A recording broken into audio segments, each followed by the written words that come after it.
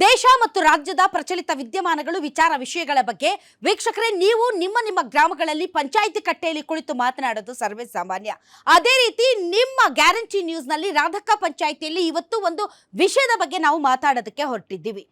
By elections ನಡೀತಾ ಇದೆ, ಬಹಳಷ್ಟು ರಾಜ್ಯಗಳಲ್ಲಿ ಚುನಾವಣೆ ನಡೀತಾ ಇದೆ. ಈ ಚುನಾವಣಾ ಪ್ರಚಾರದಲ್ಲಿ ಎಐಸಿಸಿ ಅಧ್ಯಕ್ಷರಾಗಿರುವಂತಹ ಮಲ್ಲಿಕಾರ್ಜುನ್ ಖರ್ಗೆ ಅವರ ಒಂದು ಮಾತು ಇವತ್ತು ಇಡೀ ರಾಷ್ಟ್ರಾದ್ಯಂತ ಚರ್ಚೆ ಆಗ್ತಾ ಇದೆ.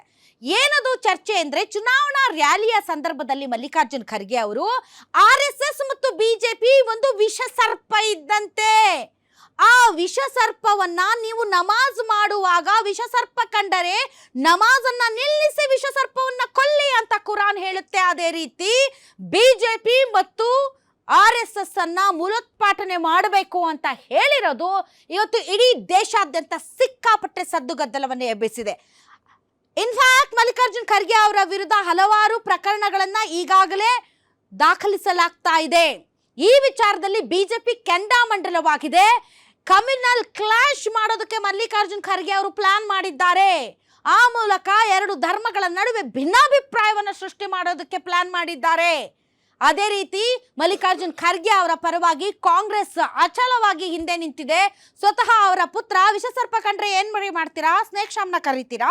ಸ್ನೇಕ್ ಶಾಮ್ ಬರೋವರೆಗೆ ನೀವು ಕಾಯಕ್ಕಾಗುತ್ತಾ? ಲೇಟ್ ಆಗಲ್ವಾ? ಏನ್ ಮಾಡ್ತೀರಿ ನೀವು? ಒಡಸಾಯಿಸ್ತೀರಿ ಅಂತ ಹೇಳಿದ್ದಾರೆ. ಹಾಗಾದರೆ ನಿಜಕ್ಕೂ ಆರ್ಎಸ್ಎಸ್ ಮತ್ತು ಬಿಜೆಪಿ ವಿಷ ಸರ್ಪನ? ಮಲ್ಲಿಕಾರ್ಜುನ್ ಖರ್ಗೆ ಅವರು ಹೇಳಿದ್ದು ನಿಜಾನ, ಸುಳ್ಳ ಅಥವಾ ಸರಿನಾ, ತಪ್ಪ? ಈ ವಿಚಾರದ ಬಗ್ಗೆ ಇವತ್ತಿನ ರಾಧಕ್ಕ ಪಂಚಾಯಿತಿಯಲ್ಲಿ ನಾವು ಚರ್ಚೆ ನಡೆಸ್ತೀವಿ. ಪದೇ ಪದೇ ಜೂನಿಯರ್ ಖರ್ಗೆ ಮತ್ತು ಸೀನಿಯರ್ ಖರ್ಗೆ ಅವರು ಆರ್ಎಸ್ಎಸ್ ನ ಟಾರ್ಗೆಟ್ ಮಾಡ್ತಾ ಇರೋದು ಮತ್ತು ಈಗ ಹೊಸ ಸರ್ಪ ಸಂಘರ್ಷವನ್ನ ಸೃಷ್ಟಿ ಮಾಡಿರೋದು ಎಷ್ಟರ ಮಟ್ಟಿಗೆ ಸರಿ ತಪ್ಪು ಅನ್ನೋದೇ ಇವತ್ತಿನ ರಾಧಕ್ಕ ಪಂಚಾಯಿತಿಯ ವಿಷಯ.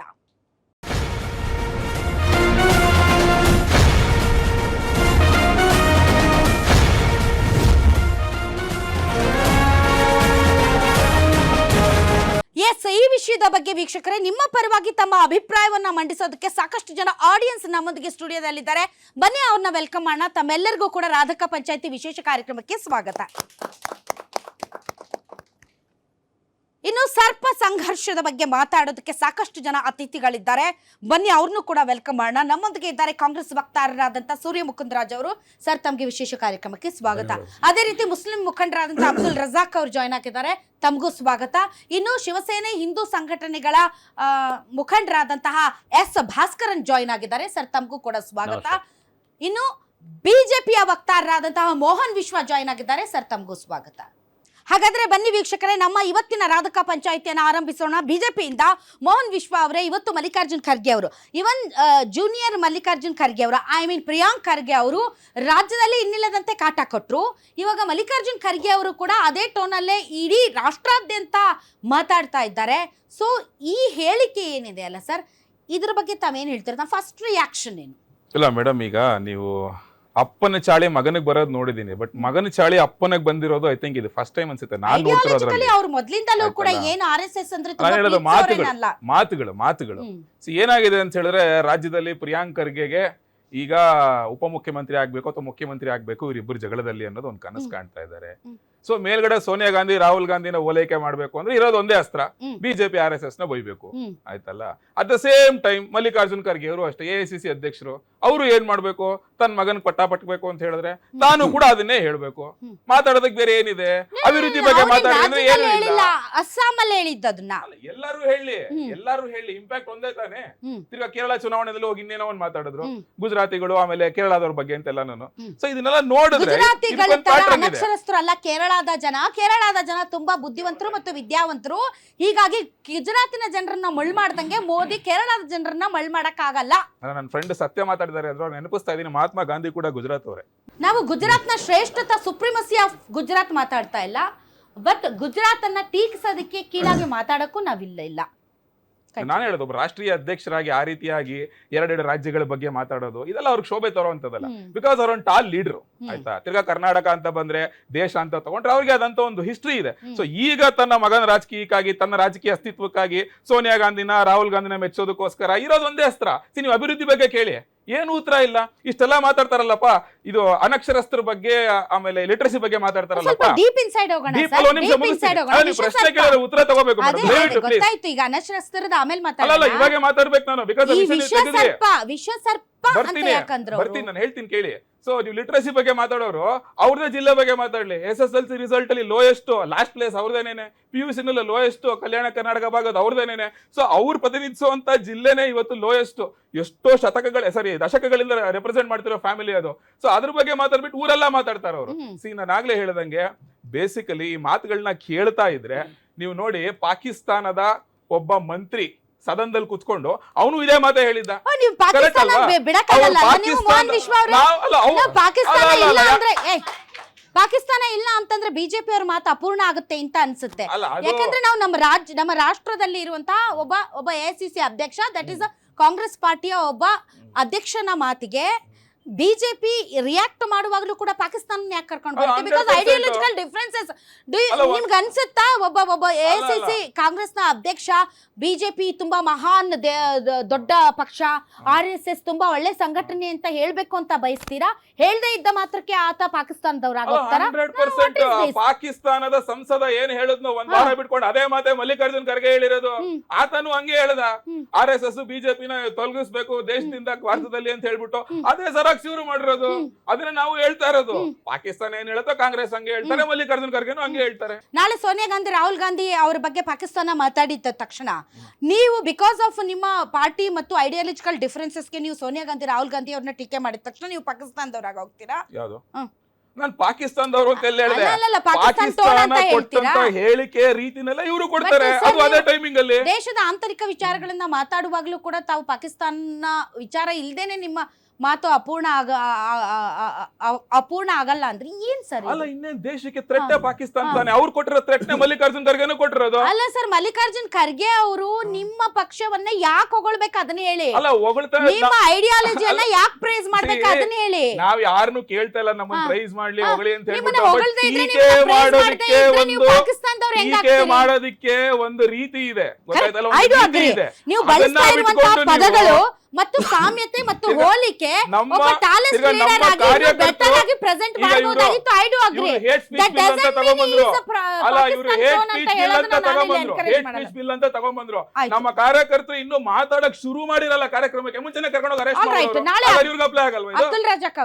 ಅಬ್ದುಲ್ ರಜಾಕ್ ಅವರೇ, ನಾಳೆ ಕಾಂಗ್ರೆಸ್ ಬಗ್ಗೆ ಮತ್ತು ರಾಹುಲ್ ಗಾಂಧಿ ಮತ್ತು ಸೋನಿಯಾ ಗಾಂಧಿಯ ಬಗ್ಗೆ ಯಾರೋ ತಲೆ ಕೆಟ್ಟವನು ಕೋತಿ ದೇಶದ ಪಾಕಿಸ್ತಾನದವನು ಮಾತಾಡ್ತಾನೆ ಅಂತ ಇಟ್ಕೊಳ್ಳಿ. ಅದೇ ಟೋನ್ ಅಲ್ಲಿ ನಾಳೆ ಮೋದಿ ಅವರು ಮಾತಾಡ್ಬಿಟ್ರೆ ಅವ್ರು ಪಾಕಿಸ್ತಾನ ಏಜೆಂಟ್ ಆಗೋಗ್ತಾರ ಅಥವಾ ಪಾಕಿಸ್ತಾನ ಟೋನ್ ಆಗೋಗುತ್ತಾ ಅಂತ. ಅಂದ್ರೆ ದೇಶದ ಆಂತರಿಕವಾಗಿ ಒಂದು ಪಕ್ಷಗಳ ನಡುವಿನ ಜಿದ್ದಾಜಿದ್ದಿ ಮತ್ತು ಹೋರಾಟದ ರಣಕಣದಲ್ಲಿ ಹೇಳಿದಂತಹ ಮಾತುಗಳಿಗೂ ಮತ್ತು ಪಾಕಿಸ್ತಾನಕ್ಕೆ ಹೆಂಗ್ ಲಿಂಕ್ ಆಗುತ್ತೆ? ಇಡೀ ದೇಶದಲ್ಲಿ ನೀವು BJP ಕಾರ್ಯಕರ್ತರನ್ನ ನೋಡ್ಕೊಳ್ಳಿ, ನಾಯಕರನ್ನ ನೋಡ್ಕೊಳ್ಳಿ, ವಕ್ತಾರರನ್ನ ನೋಡ್ಕೊಳ್ಳಿ, ಇವರ ಮಾತುಗಳಲ್ಲಿ ಈ 4 ಪದಗಳು ಬಂದಿಲ್ಲ ಅಂದ್ರೆ ಅವರ ಸ್ಪೀಚ್ ಸಂಪೂರ್ಣ ಆಗೋದೇ ಇಲ್ಲ. ಹಿಂದೂ, ಮುಸಲ್ಮಾನ್, ಹಿಂದೂಸ್ತಾನ್, ಪಾಕಿಸ್ತಾನ್, ಯಾವುದೇ ಒಂದು ಹಿಂದೂಸ್ತಾನ್ ಅಂತ ಅನ್ನೋದ್ರಲ್ಲಿ ತಪ್ಪೇನಿದೆ? ಎಂತ ಹಿಂದೂಸ್ತಾನದಲ್ಲಿ ಇದ್ದು ಹಿಂದೂಸ್ತಾನ್ ಹೆಸರನ್ನ ಹಿಂದೂಸ್ತಾನ್ ಪಾಕಿಸ್ತಾನ್ ಮಾಡ್ಬೇಕು. ಹಿಂದೂಸ್ತಾನ್ ಪಾಕಿಸ್ತಾನ್ ಅಂತ ಹಿಂಗೆ ಹೇಳಿದ್ರೆ ಓಕೆ, ಬಟ್ ಹಿಂದೂಸ್ತಾನ್ ಅಂತ ಹೇಳ್ಕೊಳಕ್ಕೆ ಅದಕ್ಕೆ ಯಾಕೆ ಇದು ಮಾಡ್ಬೇಕು? ನಾನು ಹೇಳ್ತಿರೋದು ಏನು ಅಂತ ಹೇಳಿದ್ರೆ, ಹಿಂದೂ ಮುಸ್ಲಿಂ ಮಾಡ್ಲೇಬೇಕು ಇವರು, ಇಲ್ಲ ಹಿಂದೂಸ್ತಾನ್ ಪಾಕಿಸ್ತಾನ್ ಮಾಡ್ಲೇಬೇಕದು. ಯಾವುದೇ ಒಂದಕ್ಕೂ ಮುಸಲ್ಮಾನರ ನೀವು ಪಾಕಿಸ್ತಾನ, ನಾವು ಏನೋ ಒಂದು ಚಾನ್ಸ್ ಅಲ್ಲಿ ಇಲ್ಲಿ ಭಾರತೀಯ ಇದಾಗಿಲ್ಲ. ಇಷ್ಟಪಟ್ಟು ನನ್ನ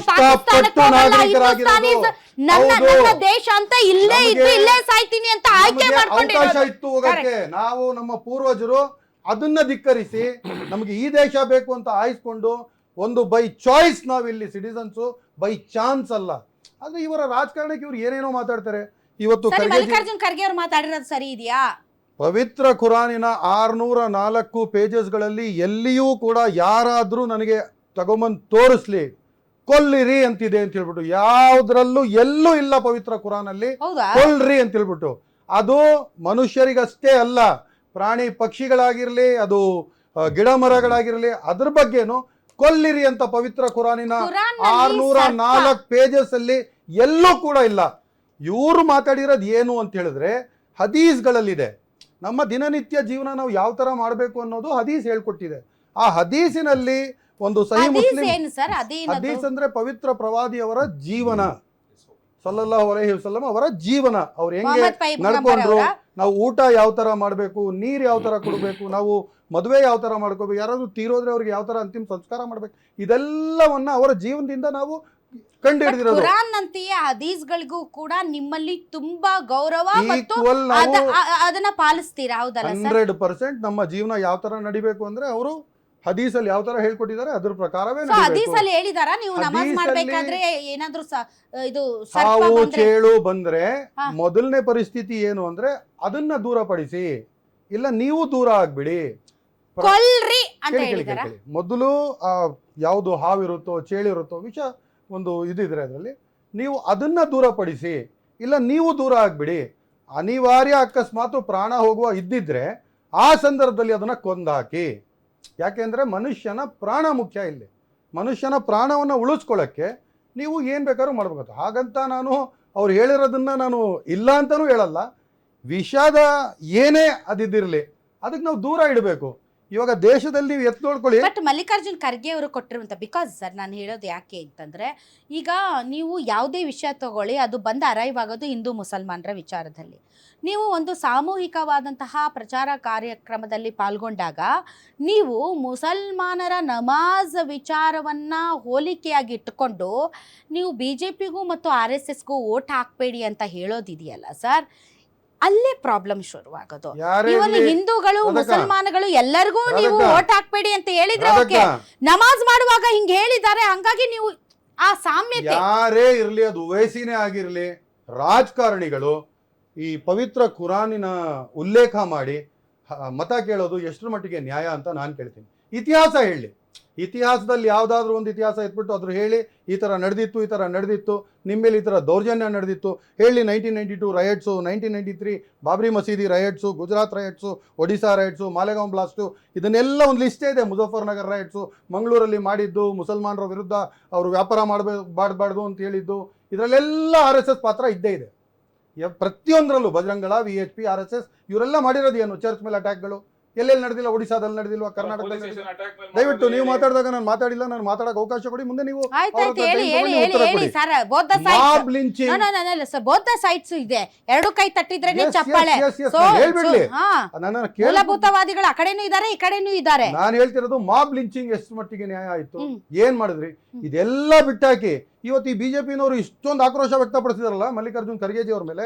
ನಾನು ಅವ್ರಿಗೆ ಒಂದೇ ಒಂದು ಪ್ರಶ್ನೆ ಹೇಳ್ತೀನಿ. ಇದೇ ಹಿಮಂತ ಬಿಸ್ವಾ ಶರ್ಮಾ ಒಂದು ಗನ್ನನ್ನು ಹಿಡ್ಕೊಂಡು ಒಬ್ಬ ಮುಸಲ್ಮಾನನ್ನ ತೋರಿಸಿ ಟಾರ್ಗೆಟ್ ಮಾಡಿ ಶೂಟ್ ಮಾಡುವ ಒಂದು ವಿಡಿಯೋನ ತನ್ನ ಇದ್ರ ಮೇಲೆ ಹಾಕ್ತಾನೆ. ನಾನು ಹಾಕ್ತಾರೆ ಅಂತ ಹೇಳ್ತಿಲ್ಲ, ಹಾಕ್ತಾನೆ ಅಂತ ಹೇಳಿದ್ರೆ ಅವ್ನು ಯಾವ ತರ ಮನುಷ್ಯ? ಆ ನೀಚನಿಗೆ ನೀವು ಏನು ಅವನ ಮೇಲೆ ಕ್ರಮ ತಗೊಂಡ್ರಿ? ಮಲ್ಲಿಕಾರ್ಜುನ್ ಪಾಗಲ್ ಆದ್ಮಿ ನಾನು ಹೇಳ್ತಿರೋದು ಅಷ್ಟೇ ಅಲ್ಲ.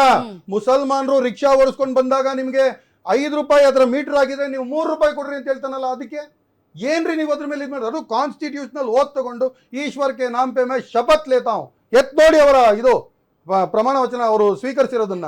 ಈಶ್ವರ್ಗೆ ನಾಮ್ ಪೇ ಶಪಥ್ ಲೇತಾವ್, ನಾನು ತಾರತಮ್ಯ ಮಾಡಲ್ಲ ಅಂತ. ಯಾವುದೇ ದ್ವೇಷಗಳಿಲ್ಲದ, ಹಾ, ದ್ವೇಷ ಇಲ್ಲದ, ಯಾರಿಗೂ ತಾರತಮ್ಯ ಇಲ್ಲದ ಅಂತ ಹೇಳ್ಬಿಟ್ಟು ಇವರು ಶಪಥ್ ತಗೊಂಡಿದಾರಲ್ಲ. ಆ ಈಶ್ವರನಿಗೆ ಮೋಸ ಮಾಡ್ತಿದ್ದಾರೆ ಇವ್ರನ್ನ ಓಡಿಸಿ ಅಂತ ಹೇಳಿ. ಅಂದ್ರೆ ಮಲ್ಲಿಕಾರ್ಜುನ್ ಖರ್ಗೆ ಅವ್ರು ಹೇಳಿದ್ ಕರೆಕ್ಟ್ ಅಂತೀರಾ? 100% ಕರೆಕ್ಟ್ ಅಂತ ಹೇಳ್ತೀನಿ.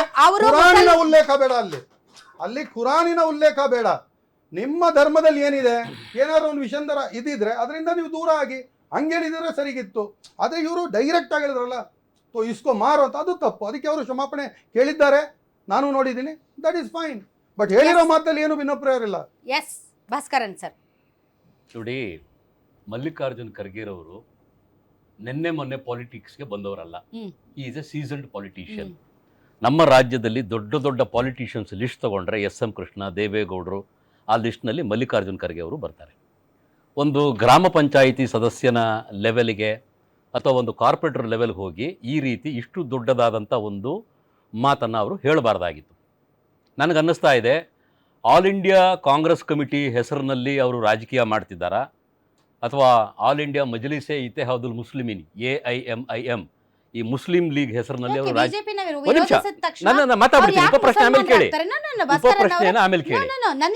ನನ್ಗೆ ಹೇಳೋದು, ನೀವು ಬಿಜೆಪಿಯನ್ನ RSS ನ ವಿರೋಧಿಸಿದ ಮಾತ್ರಕ್ಕೆ ಅವ್ರು ಮುಸಲ್ಮಾನರು ಯಾಕೆ ಆಗ್ಬೇಕು? ಇಡೀ ರಾಜ್ಯದಲ್ಲಿ ಸರ್ ಈ ಬಾರಿ ಕಾಂಗ್ರೆಸ್ ಅಧಿಕಾರಕ್ಕೆ ತಂದಿದ್ದಾರೆ ಅಭೂತಪೂರ್ವವಾದಂತ ಬಹುಮತದೊಂದಿಗೆ. ಇನ್ಫ್ಯಾಕ್ಟ್ ಹಿಂದೂಗಳು ಕೂಡ ಕಾಂಗ್ರೆಸ್ಗೆ ವೋಟ್ ಹಾಕಿದ್ದಾರೆ. ಸೊ ಬಿಜೆಪಿಯನ್ನ ಮತ್ತು RSS ಅನ್ನ ತಿರಸ್ಕರಿಸಿದ ಮಾತ್ರಕ್ಕೆ ಮತದಾರರೆಲ್ಲರೂ ಕೂಡ ಮುಸಲ್ಮಾನ ಪ್ರತಿನಿಧಿಗಳಾಗೋಗ್ತಾರಾ?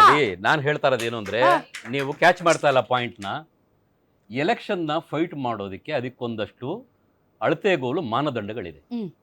Infrastructure development, policing, education policy, medical grounds ಅಲ್ಲಿ ಏನು ಬೆನಿಫಿಟ್ ಕೊಟ್ಟಿದ್ದೀರಾ ಇದನ್ನೆಲ್ಲ ಮಾತಾಡಬೇಕಿತ್ತು.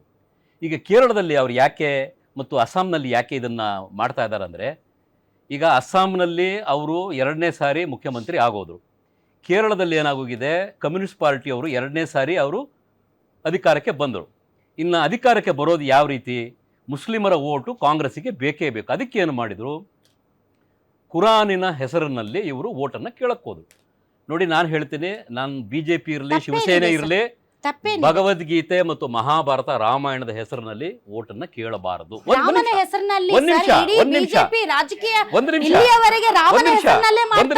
ಒಂದು ನಿಮಿಷ ನೋಡಿ, ಇದೇ ಅಯೋಧ್ಯೆಯಲ್ಲಿ ರಾಮನ ದೇವಸ್ಥಾನ ನಾವು ಕಟ್ಟಕ್ಕೆ ಹೋದಾಗ ಅದು ಸುಪ್ರೀಂ ಕೋರ್ಟಿಂದ ಅಸ್ತು ಅಂತ ಹೇಳಿ ನಾವು ಕಟ್ಟಿದಾಗ್ಲೂ ಈಗಲೂ ಅದಕ್ಕೆ ಪೊಲಿಟಿಕಲ್ ಬಣ್ಣನ ಕಾಂಗ್ರೆಸ್ ಪಾರ್ಟಿ ಮತ್ತು ಬೇರೆ ಎಡಪಂಕ್ತಿಯರು ಬಳಿತಿದ್ದಾರೆ. ನಾನು ಹೇಳೋದು, ರಾಮ ಮಂದಿರ ನಿರ್ಮಾಣ ಬಿಜೆಪಿಯ ಅಜೆಂಡಾ. ಇಡೀ ಜೀವನ ರಾಮ ಮಂದಿರ ನಿರ್ಮಾಣಕ್ಕೋಸ್ಕರ ರಥಯಾತ್ರೆ ಮಾಡಿದ್ರು. ಸುಪ್ರೀಂ ಕೋರ್ಟ್ ಓಕೆ ಅಂತ ಅಡ್ವಾಣಿ ಅವರ ನೇತೃತ್ವದಲ್ಲಿ. ಒಂದ್ ನಿಮಿಷ ಸರ್, ಅಡ್ವಾಣಿ ಅವರು ಅದಾದ್ಮೇಲೆ ದಟ್ ಇಸ್ ನೆಕ್ಸ್ಟ್ ಪ್ರಾಸೆಸ್. ಒಂದ್ ನಿಮಿಷ, ಅಡ್ವಾಣಿ ಅವರು ಇಡೀ ರಾಷ್ಟ್ರದಾದ್ಯಂತ ರಥಯಾತ್ರೆ ಮಾಡಿದ್ರು. ಅದು ತಪ್ಪಿಲ್ಲ, ಆದ್ರೆ ಕುರಾನ್ ಹೆಸರಲ್ಲಿ ಮತ ಕೇಳೋದು ತಪ್ಪು. ನೀವು ರಾಮನ ಹೆಸರಿನಲ್ಲಿ ಈಗ ಸರ್, ಈಗ ನಾನು ರಾಮ ಮತ್ತು ಕುರಾನ್ ದಟ್ ಇಸ್ ನಾಟ್, ನೀವ್ ಹೇಳ್ತಿದ್ದೀರಿ ಅಂತ ನಾನು ಹೇಳ್ತಾ ಇದ್ದೀನಿ. ರಾಮನ ಹೆಸರಿನಲ್ಲಿ ಮತ ಕೇಳಬಹುದು, ಆದ್ರೆ ಕುರಾನ್ ನ ಹೆಸರಲ್ಲಿ ಮತ ಕೇಳಿದ್ರೆ ಮಾತ್ರ ಅದು ತಪ್ಪು ಅಂತ ಹೆಂಗೆ ಜಸ್ಟಿಫೈ ಮಾಡ್ತೀರಿ? ನೋಡಿ, ರಾಮನ ಹೆಸರಿನಲ್ಲಿ ವೋಟ್ ಕೇಳೋದು ಬೇರೆ, ಕುರಾನ್ ಅಲ್ಲಿ ಈ ತರ ಇದೆ ಅಂತ ಹೇಳಿ RSS ಅವ್ರನ್ನ BJP ಅವ್ರನ್ನ ಒಡೆದು ಸಾಯಿಸು ಅಂತ ಹೇಳೋದಕ್ಕೆ ಡಿಫರೆನ್ಸ್ ತುಂಬಾ ಇದೆ. ಒಡೆದು ಸಾಯಿಸಿ ಅಲ್ಲ, ಮತ ಹಾಕಬೇಡಿ. ಅದು ಎಲ್ಲ ವಿಷ ಸರ್ಪಗಳು ಇವರು ಅವ್ರನ್ನ ಕೊಲ್ಲಿ ಅಂತ ಹೇಳಿದ್ರೆ ಅದರ ಅರ್ಥ ಏನು? ನೋಡಿ, ಯಾಕೆ ನನಗೆ ಬೇಜಾರಾಗ್ತಾ ಇದೆ, ಭಯ ಆಗ್ತಾ ಇದೆ ಅಂದ್ರೆ, ಕೇರಳ ಒಂದೇ ರಾಜ್ಯ ಕಳೆದ 15 ವರ್ಷಗಳಲ್ಲಿ 39 RSS ಕಾರ್ಯಕರ್ತರು ಕೊಲೆಯಾಗಿದ್ದಾರೆ. ನಿಮ್ಮ ಸ್ಟೇಟ್ಮೆಂಟ್ ಇಂದ ಇನ್ನಷ್ಟು ಕೊಲೆಗಳು ಆಗಲ್ಲ ಅಂತ ಏನ್ ಗ್ಯಾರಂಟಿ? I do agri. ಇದನ್ನ ನಾನು ಕೇಳ್ತಾ ಇದ್ದೇನೆ. I do agri. ಯಾಕಂದ್ರೆ ಹೌದು ಸರ್, ಹೌದು. ಒಂದು ಸೆಂಟೆನ್ಸ್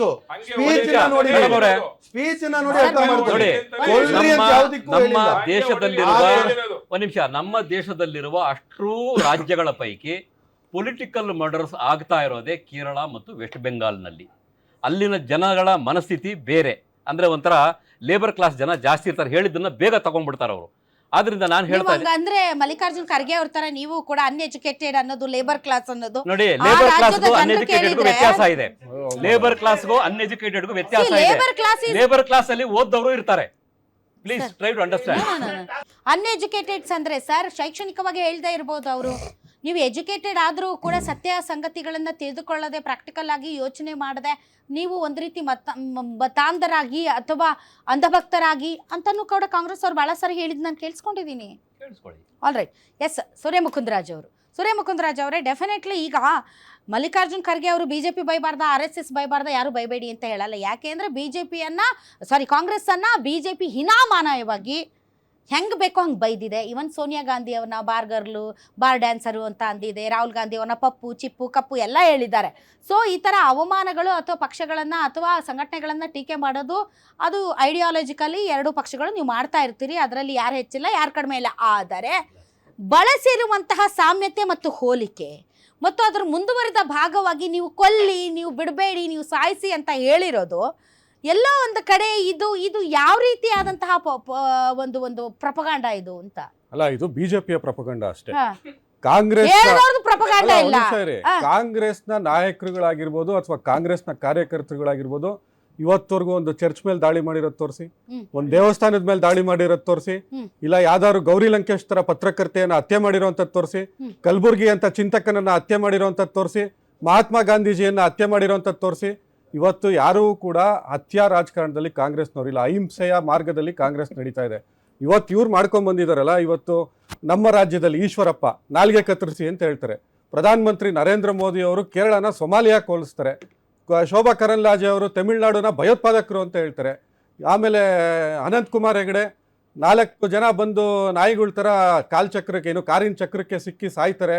ಇಲ್ಲಿರುವಂಥ ದಲಿತರ ಬಗ್ಗೆ, SC STಗಳ ಬಗ್ಗೆ, OBCಗಳ ಬಗ್ಗೆ ಏನೇನು ಮಾತಾಡಿದ್ದಾರೆ, ಸಂವಿಧಾನದ ಬಗ್ಗೆ ಏನೇನು ಮಾತಾಡಿದ್ದಾರೆ, ಎಷ್ಟು ದಾಳಿಗಳನ್ನ ಮಾಡಿದ್ದಾರೆ, ಎಷ್ಟು ಜನ ಮುಸಲ್ಮಾನರನ್ನ ಗೋಹತ್ಯೆ ಮೇಲ್ಗಡೆ ಜಸ್ಟಿಫಿಕೇಶನ್ ಅಲ್ಲ. ಮಲ್ಲಿಕಾರ್ಜುನ್ ಖರ್ಗೆ ಅವರ ಸ್ಟೇಟ್ಮೆಂಟು ಹೋಲಿಕೆ, ನೀವು ಹೋಲಿಕೆ ಕೊಲ್ಲಿ ಅಂತ ಹೇಳಿರೋ ತಪ್ಪು ಇರ್ಬೋದು, ಅದಕ್ಕೆ ನಾನು ವಿಷಾದ ವ್ಯಕ್ತಪಡಿಸ್ತೀನಿ. ಖರ್ಗೆ ಅವರು ವಿಷಾದ ವ್ಯಕ್ತಪಡಿಸಿದ್ದಾರೆ. ಇನ್ಕ್ಲೂಡಿಂಗ್ ಖರ್ಗೆ ಅವ್ರ ಫ್ಯಾಮಿಲಿ, ಅವರ ಬಾಲ್ಯದಲ್ಲೇ ಕೂಡ ಅವರ ಏನು ರಜಾಕರ್ ಮೂವ್ಮೆಂಟಲ್ಲಿ ಅವ್ರ ಇಡೀ ಕುಟುಂಬನೇ ಹತ್ಯೆ ಆಗಿದೆ. ಆ ಹತ್ಯೆ ರಾಜಕಾರಣವನ್ನು ನೋಡ್ಕೊಂಡು ಬಂದಿರೋವಂಥವ್ರು ಮಲ್ಲಿಕಾರ್ಜುನ್ ಖರ್ಗೆ ಅವರು ಯಾವತ್ತೂ ಕೂಡ ಹಿಂಸೆಯನ್ನ ಪ್ರಚೋದನೆ ಮಾಡೋದಾಗಿರ್ಬೋದು ಅಥವಾ ಹಿಂಸೆಯನ್ನ ಪ್ರಮೋಟ್ ಮಾಡುವಂಥದ್ದಾಗಿರ್ಬೋದು ಮಲ್ಲಿಕಾರ್ಜುನ್ ಖರ್ಗೆ ಅವ್ರು ಮಾಡಲ್ಲ. ಸೊ ಇವತ್ತು ಅವ್ರು ಕೊಟ್ಟಿರುವಂಥ ಮೆಟಾಫರ್, ಒಂದು ಮೆಟಾಫರ್ ಏನಿರ್ಬೋದು ಇವತ್ತು ಅಲ್ಲ, ಇವತ್ತು ನೋಡಿ ನಮ್ಮಲ್ಲಿ ಇರುವಂತ ಅಹಂಕಾರವನ್ನ ಕೊಲ್ಲಿ ಅಂತ ಹೇಳ್ಬೋದು, ನಮ್ಮಲ್ಲಿರುವಂತ ಕೆಟ್ಟ ಗುಣಗಳನ್ನ ಕೊಂದ್ಕೊಳ್ಳಿ ಅಂತ ಹೇಳ್ಬೋದು. ಇವತ್ತು ಈ ರಾಜ್ಯದ ಈ ದೇಶದ ಕೆಟ್ಟ ಗುಣ ಅಂದ್ರೆ ಇದೆ. RSS ಮತ್ತೆ ಇವತ್ತು ನಮ್ಮೂರು ತುಮಕೂರು. ಇವತ್ತು ಈ ಕೊಲ್ಲಿ ಅನ್ನೋ ಒಂದು ಪ್ರಮೇಯ ಏನಿದೆ ಅದನ್ನ ಏನ್ ಮೆಟಾಫರ್ ಕೊಟ್ಟಿದ್ದಾರೆ ಇವತ್ತು RSS ನ ಗಾಂಧೀಜಿ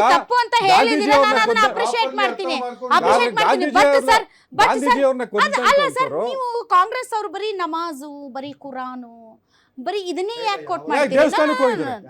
ದೇವಸ್ಥಾನಕ್ಕೆ ಹೋಗಿದ್ದಾರೆ, ಧರ್ಮಸ್ಥಳಕ್ಕೆ ಹೋಗಿದ್ದಾರೆ. ಧರ್ಮಸ್ಥಳಕ್ಕೆಲ್ಲ ಹೋಲಿಕೆ ನೀವು ಹೋಲಿಕೆ ಪಾಪ ಇಡೀ ಪ್ರಪಂಚದಲ್ಲಿ ಮತ್ತು ದೇಶದಲ್ಲಿ ಮುಸಲ್ಮಾನರ ವಿಚಾರದಲ್ಲಿ ಒಂದು ಭಾವನೆಯನ್ನ ಬಿತ್ತಲಾಗಿದೆ. ಆ ಭಾವನೆ ಹೇಗಿದೆ ಅಂದ್ರೆ ಅವರಿಗೆ ಒಂದು ರೀತಿ ಅವ್ರು ಈಗಲೂ ಕೂಡ ಡಿಸ್ಕ್ರಿಮಿನೇಷನ್ ಅಥವಾ ಕೀಳರಿಮೆಯಿಂದ ಇದ್ದಾರೆ. ಯಾಕೆ ಅಂತಂದ್ರೆ ಎಲ್ಲೋ ಒಂದ್ ಕಡೆ ಹೊಡೆಯೋದು, ಕೊಲ್ಲೋದು, ಭಯೋತ್ಪಾದಕರು ಈ ತರ. ಒಂದ್ ನಿಮಿಷ, ಲೆಟ್ ಮಿ ಫಿನಿಶ್. ಭಯೋತ್ಪಾದಕರು, ಸೊ ಈ ತರ ಅವರನ್ನ ಒಂದು ವಿಧದಲ್ಲಿ ಪ್ರೊಜೆಕ್ಟ್ ಮಾಡ್ತಾ ಇದ್ದಾರೆ BJP ಮತ್ತು RSS. ಅಂತದ್ರಲ್ಲಿ ನೀವು ಕೂಡ ನಮಾಜ್ ಹೇಳುತ್ತೆ, ಕೊಲ್ಬೇಕು ಅಂತ ಹೇಳುತ್ತೆ, ಹಂಗಾಗಿ ನೀವು ಕೊಲ್ಲಿ ಅಂತ ನೀವು ಆ ಹೋಲಿಕೆ ಕೊಡೋದು ಇದು ಪ್ರೋ ಮುಸಲ್ಮಾನ್ಸ್ ಅಲ್ಲ, ಇದು ಮುಸಲ್ಮಾನರನ್ನ ಇನ್ನಷ್ಟು ಇದು ಮಾಡೋದು ಅವ್ರನ್ನ. ನೋಡಿ, ನಾವು ಸೈದ್ಧಾಂತಿಕವಾಗಿ ಕೊಲ್ಲಿ ಅಂತ ಹೇಳ್ತೀವಿ. ಕೊಲ್ಲಿ ಅಂತ ಅದನ್ನ ಬಿಟ್ಬಿಟ್ಟು ನಮಾಜ್ ಮಾಡ್ಬೇಕಾದ್ರೆ ಸರ್ಪ ಬಂದ್ರೆ ಸರ್ಪನ ನಮಾಜ್ ಬಿಟ್ಬಿಟ್ಟು ಸರ್ಪನ ಕೊಲ್ಲಿ ಅಂತ ಹೇಳ್ತೆ ಕುರಾನ್. ಹಂಗೆ ನೀವು ಕೂಡ BJP RSS ನ ಕೊಲ್ಲಿ ಅಂತ ಅಂದ್ರೆ ಇವತ್ತು ಅದೇ RSS ನಲ್ಲಿದ್ದಂತ ಅದೇ BJP ನಲ್ಲಿದ್ದಂತ ಮಹೇಂದ್ರ ಕುಮಾರ್ ಅವ್ರು ಬದಲಾವಣೆ ಆದ್ರು. ಈದ್ಗಾ ಸಿದ್ಧಾಂತ ಅಂತ ಒಂದು ಪುಸ್ತಕ ತಗೊಂಡ್ಬಂದ್ರು. ಅವ್ರು ಎಷ್ಟೆಷ್ಟು ದಾಳಿಗಳನ್ನ ಮಾಡಿದ್ರು, 42 ಚರ್ಚ್ಗಳ ಮೇಲೆ ದಾಳಿ ಮಾಡಿ 50 ದಿವಸ ಜೈಲಲ್ಲಿ ಇದ್ದಂತ ಮಹೇಂದ್ರ ಕುಮಾರ್ ಬದಲಾವಣೆ ಆದ್ರು. ಸೊ ಆ ತರ ಬದಲಾವಣೆಗಳು ಆಗ್ಬೇಕು. ಆ ಬದಲಾವಣೆಗಳು ಆಗ್ಲಿ ಅಂತ ನಾವು ಹೇಳ್ತಾ ಇರೋದೇ ಹೊರತು ನೀವು ದಾಳಿಗಳು ಕೊಲ್ಲಿಯನ್ನ ಹೋಲಿಕೆ ನೀವು ತಪ್ಪು.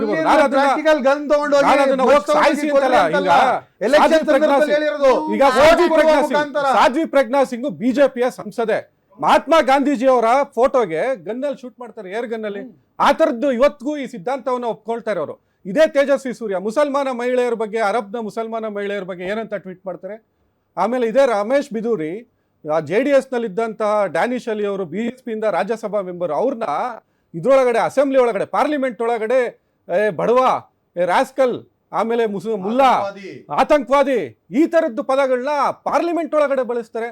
ನೂಪುರ್ ಶರ್ಮಾ ಅಂತ ಒಬ್ಬರು ಇವರ ವಕ್ತಾರರು ಇದರಲ್ಲಿ ಓಪನ್ ಡಿಬೇಟ್ ಅಲ್ಲಿ PV ಡಿಬೇಟ್ಗಳಲ್ಲಿ ಮುಸಲ್ಮಾನ ಪ್ರವಾದಿಗಳನ್ನ ಯಾವ ರೀತಿ ಅವಮಾನ ಮಾಡ್ತಾರೆ.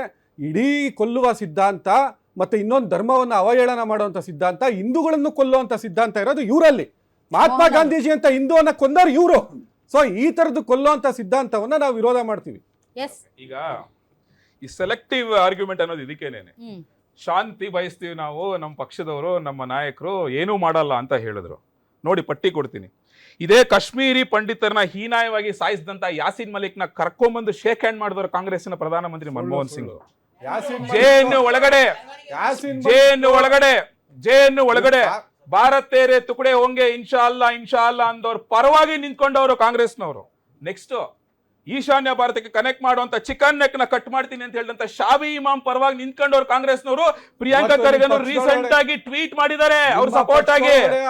ನೆಕ್ಸ್ಟ್ ದೇಶದ್ರೋಹಿ ಸಂಘಟನೆ PF ಮೇಲಿದ್ದಂತ ಕೇಸ್ಗಳನ್ನ ವಿಡ್ರಾ ಮಾಡಿಕೊಂಡವರು ಕಾಂಗ್ರೆಸ್ನವರು. ಸಲ್ಮಾ ರಶೀದ್ ಇವತ್ತು BJP ಸೇರ್ಕೊಂಡಿದ್ದಾರೆ. ಕೇಳಿಸ್ಕೋಬೇಕಪ್ಪ, ಕೇಳಿಸ್ಕೋಬೇಕು. ಕಾಂಗ್ರೆಸ್ ನಾಯಕರು ಯಾರೋ ಇಲ್ಲ ಅಂತಂದ್ರು. ಇದೇ DJ ಹಳ್ಳಿ KG ಹಳ್ಳಿಗೆ ಬೆಂಕಿ ಇಟ್ಟಂತ ಹಿಂದೆ ಇದ್ದಿದ್ ಯಾರು? ಇದೇ ಕಾಂಗ್ರೆಸ್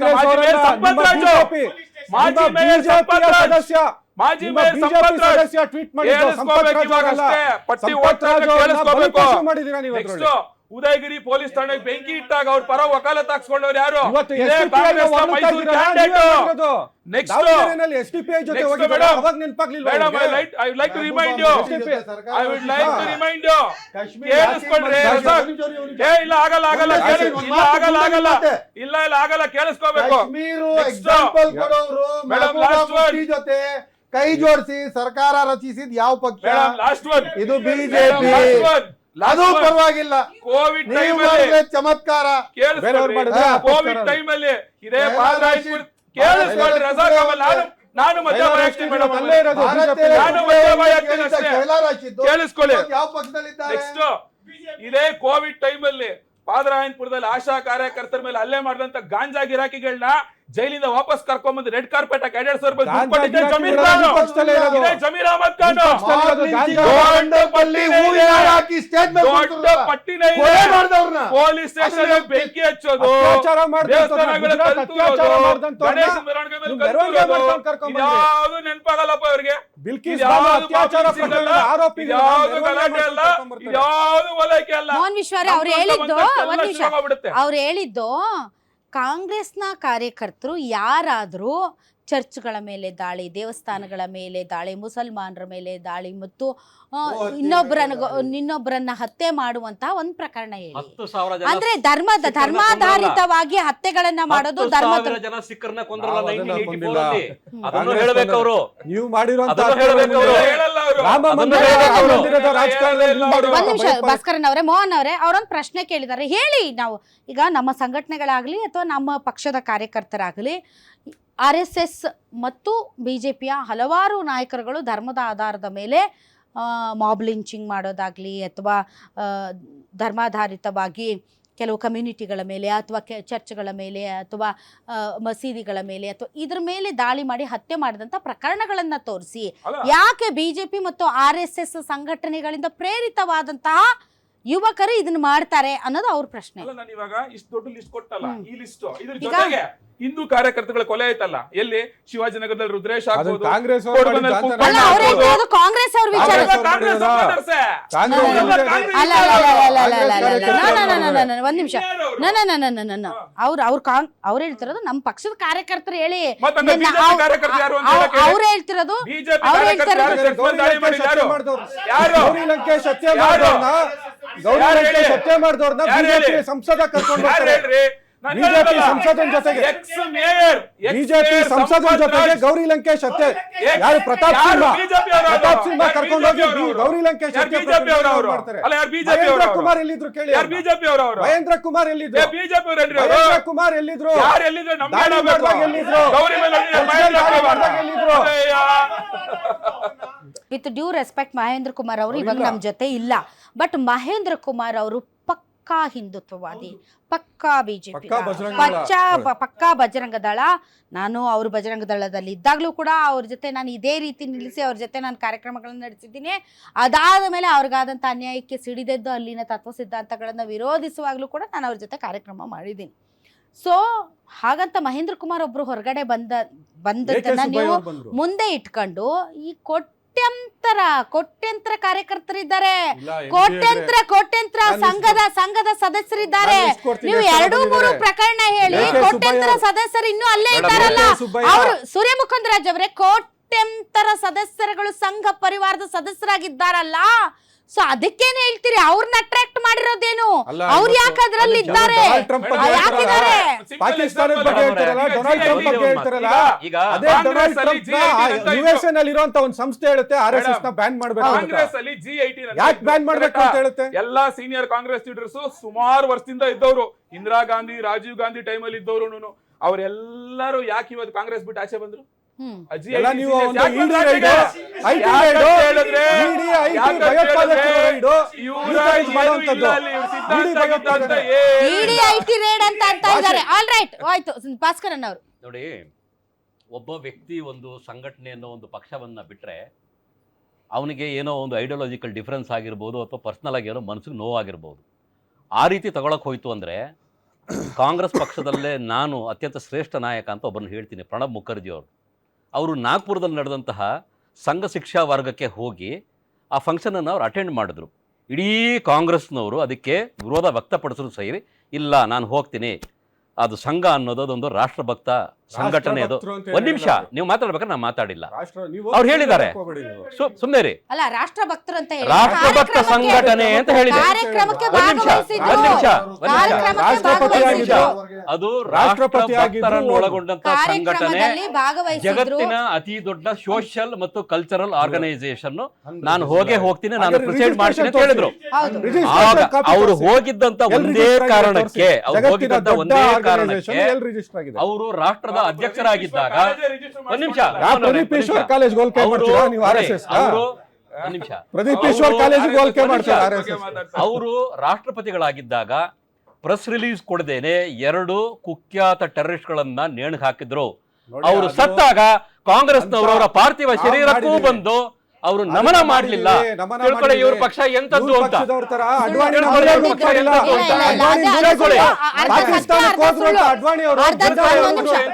ಒಂದ್ ನಿಮಿಷ, ಅರ್ಧ ಸತ್ಯ ಅರ್ಧ ಸುಳ್ಳು, ಅರ್ಧ ಸತ್ಯ ಅರ್ಧ ಸುಳ್ಳು. ಒಂದ್ ನಿಮಿಷ, let us move forward, let us move forward. Example add ಮಾಡ್ತೀನಿ.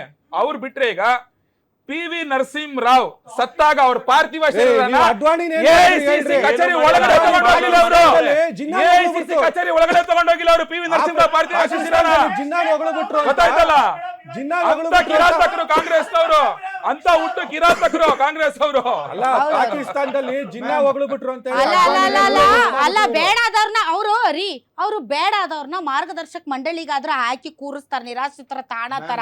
ನೀವು ಅದಾದ್ರೂ ಮಾಡ್ಬೇಕು ತಾನೆ, ಅದನ್ನು ಮಾಡದೆ ನೀವು ಏನು ಮಾಡದೆ ಇದ್ರೆ ಪ್ರದೀಪ್ ಈಶ್ವರ್ ಅವರು, ಪ್ರದೀಪ್ ಈಶ್ವರ್ ಅವರು ಅಲ್ಲ ರೀ, ಆ ಸಂಘಟನೆ ರಿಜಿಸ್ಟ್ರೇ ಮಾಡ್ಕೊಂಡಿಲ್ಲ, ಅದ್ರ ಪರವಾಗಿ ಇಷ್ಟೆಲ್ಲಾ ದೊಡ್ಡದಾಗ ಓಲಾಡ್ತಾರೆ.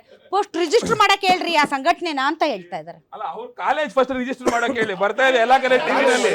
ಒಂದ್ ನಿಮಿಷ, ಅಲ್ಲ ಅವ್ರ ಕಾಲೇಜ್ ಲೆವೆಲ್ಗೆ RSS ನ ತಂದ್ಬಿಟ್ರ ನೀವು? ನಾನು ಹೇಳೋದು ಅವ್ರ ಲೆವೆಲ್ಗೆ RSS ಅಂತ ಒಂದು ಮಹಾನ್ ಸಂಘಟನೆ, ಕೋಟ್ಯಂತರ ಸದಸ್ಯರು ಇರುವಂತಹ ಒಂದು ಅತಿ ದೊಡ್ಡ ಸಂಘಟನೆಯನ್ನ ಒಂದು ಪರಿಶ್ರಮ ಕಾಲೇಜಿಗೆ ಹೋಲಿಸಿ ಮಾತಾಡೋದು, ಅದು ನೀವು RSS ಮಾಡೋ ಅವಮಾನ ಅಲ್ಲ. RSS ಅಂತ ಒಂದು ದೊಡ್ಡ ಸಂಘಟನೆ ಅಲ್ಲ, ಅವ್ರು ರಿಜಿಸ್ಟರ್ ಆಗಿಲ್ವಲ್ಲ, ರಿಜಿಸ್ಟ್ರೇಷನ್ ಆಗಿದ್ರೆ ಒಂದು ID card, PAN card, RSS ಅಂತ ಒಂದು ಬ್ಯಾಂಕ್ ಅಕೌಂಟ್ ಎಲ್ಲಿದೆ? ತಡ್ರಿ ಸರ್, RSS ಅಂತ ಒಂದು ದೊಡ್ಡ ಸಂಘಟನೆ ಬಗ್ಗೆ ಇದು ಯಾವ್ದೋ ಒಂದು ಸಣ್ಣ ಪರಿಶ್ರಮ ಅಕಾಡೆಮಿ ಓನರ್ ಮಾತಾಡೋದು ಅಷ್ಟೇ, ಅದು ಚಿಲ್ಲರೆ ಕೆಲಸ ಅಲ್ಲ.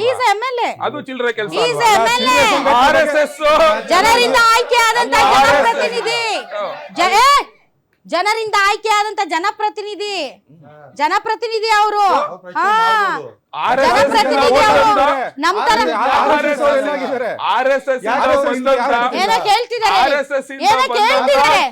ಆ ತರ ನೂರಾರು MLA ಎಷ್ಟೊಂದು ಸಂಘಟನೆಗಳನ್ನ ನೀವು ಫಾರಿನ್ ಫಂಡಿಂಗ್ ಅನ್ನ ಬ್ಲಾಕ್ ಮಾಡಿದ್ರಿ. ಎಲ್ಲಿಂದ ನಿಮಗೆ ಫಂಡಿಂಗ್ ಬರ್ತಾ ಇದೆ? ಅದು ಯಾರು ತೋರಿಸ್ಕೊಳ್ಳಲ್ವಾ? ಕೇಳ್ತಿರೋ ಪ್ರಶ್ನೆ ಬ್ರಾಕೆಟ್ ಅಲ್ಲಿ ಬರಲ್ಲ. ಯಾವುದು ರಿಜಿಸ್ಟ್ರೇಷನ್ ಕಂಪಲ್ಸರಿ ಅಂತ ಎಲ್ಲೂ ಇಲ್ಲ. ಹಾಕಿ ಕೇಸು, ಹಾಕ್ರಿ ಕೇಸು.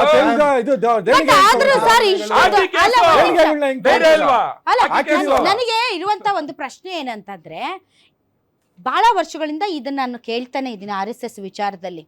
ಯಾಕೆ ಈ ಸಂಘಟನೆ ರಿಜಿಸ್ಟರ್ಡ್ ಇಲ್ಲ, ಯಾಕೆ ಈ ಸಂಘಟನೆ ರಿಜಿಸ್ಟರ್ಡ್ ಇಲ್ಲ ಅಂತ ಪ್ರತಿ ವರ್ಷ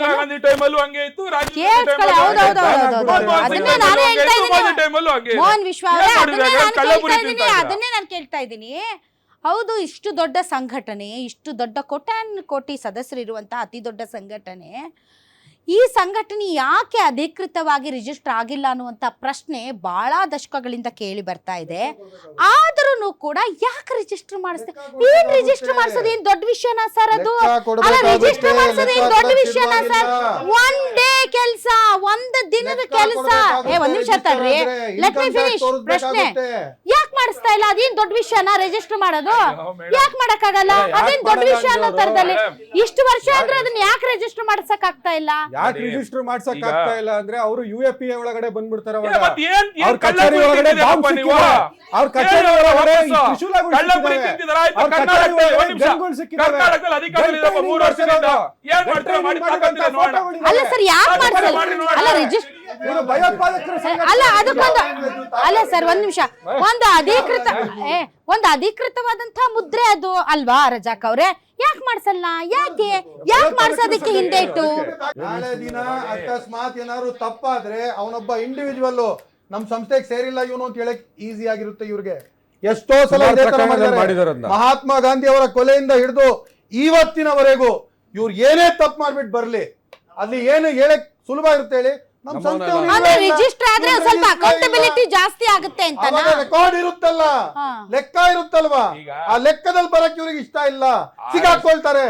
ನಾನು ಹೇಳಿದ್ನಲ್ಲ, ಇಷ್ಟೊಂದು ರೈಟ್ಸ್ ಎಲ್ಲದ್ರಲ್ಲೂ ಇವ್ರ ಕೈವಾಡ ಇದೆ. ಮೇಡಮ್, ರೋಡ್ ಸೈಡ್ ಅಲ್ಲಿ ಎಗ್ ರೈಸ್ ಮಾಡಬೇಕಾದ್ರೆ ಲೈಸೆನ್ಸ್ ಬೇಕು. ಏನು ಎಗ್ ರೈಸ್ ಮಾಡೋನ್ಗೆ 100 ವರ್ಷಗಳ ಇತಿಹಾಸ ಇರೋ ಒಂದು RSS ಸಂಘ ಸಂಸ್ಥೆಗೆ ಒಂದು ಲೈಸೆನ್ಸ್ ಇಲ್ಲ ಅಂದ್ರೆ ಅದು ನಿಜವಾಗ್ಲೂ ಒಂದು ಸಂಘ ಸಂಸ್ಥೆನಾ?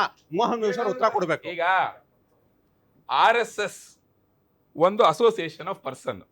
ಈಗ ನಿಮ್ಗೆ ಅಪಾರ್ಟ್ಮೆಂಟ್ ಓನರ್ ಅಸೋಸಿಯೇಷನ್ ಗಳಿರುತ್ತೆ ಗೊತ್ತಾ? ಆತರ ಸುಮಾರು ಅಸೋಸಿಯೇಷನ್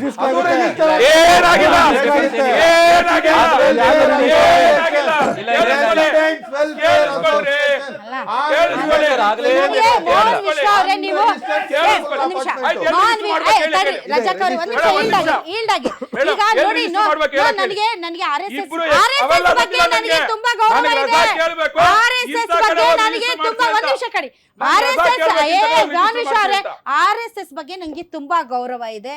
ತುಂಬಾ ಹೈ ಲೆವೆಲ್ ಅಲ್ಲಿ ಇಟ್ಟಿದೀವಿ ಅದನ್ನ ಹೋಗ್ಬಿಟ್ಟು ಒಂದು ಅಪಾರ್ಟ್ಮೆಂಟ್ ಅಸೋಸಿಯೇಷನ್ ಹೋಲ್ಸೋದು, ಪರಿಶ್ರಮ ಕಾಲೇಜ್ಗೆ ಹೋಲ್ಸೋದು, ಏನ್ ಸರ್ ಇದು? ನಿಮಗೆ ಉತ್ತರ ಬೇಕಾ ಅಥವಾ ಬೇರೆ ಏನ್ ಬೇಕೋ ನನಗೆ ಗೊತ್ತಾಗ್ತಿಲ್ಲ. ಅಲ್ಲ, ನೀವು ಉತ್ತರ ಕೊಡಿ. ನೀವು ಅದನ್ನ ಹೈ ಸ್ಟ್ಯಾಂಡರ್ಡ್ ಅಲ್ಲಿ ಇಡಿ ಅಂತ ನಾನು ಹೇಳ್ತಾ ಇದ್ದೀನಿ ಅಷ್ಟೇ. ಅಂತಲ್ಲ ನಾನು ಹೇಳ್ತಿರೋದು. ಅದು ಅಸೋಸಿಯೇಷನ್ ಆಫ್ ಪರ್ಸನ್, ಇದು association of person. Contributors beneficiaries ಎಲ್ಲ ಸೇಮ್. ಅದು ಎಲ್ಲೂ ರಿಜಿಸ್ಟರ್ ಆಗಬೇಕಾಗಿಲ್ಲ. 100 ಕೇಸ್ ಲಾಗಳಿದಾವೆ. 100 ವರ್ಷ ಆಯ್ತಲ್ಲ RSS ಹಂಗಾರೆ ಬಂದ್ಬಿಟ್ಟು ಇವ್ರೇನ್ ಮಾಡಿದ್ರು? 70 ವರ್ಷ ಆಳದವರು. ಆಯ್ತಪ್ಪ, ಇಂತ ಕಡೆ ರಿಜಿಸ್ಟರ್ ಮಾಡ್ಬೇಕು ಅಂತ ಹೇಳಿ ನೋಡೋಣ. ಯಾವ ಆಕ್ಟ್ ಅಲ್ಲಿ ಎಲ್ಲಿ ಮಾಡ್ಬೇಕು? ಏನ್ RSS ಅಂಗ ಸಂಸ್ಥೆ ಸೊಸೈಟಿನೇ ಅಲ್ಲ.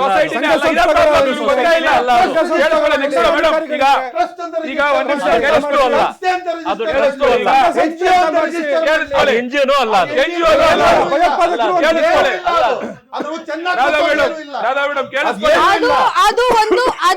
ಒಂದ್ ನಿಮಿಷ. ಅದು ಒಂದು ಮನಸ್ಸಿದ್ದಂತೆ, ಅದು ಕಾಣುವುದಿಲ್ಲ ಆದ್ರೆ ಇರುತ್ತೆ. ಮೇಡಮ್ ಕೇಳಿಸ್ಕೊಳ್ಳಿ,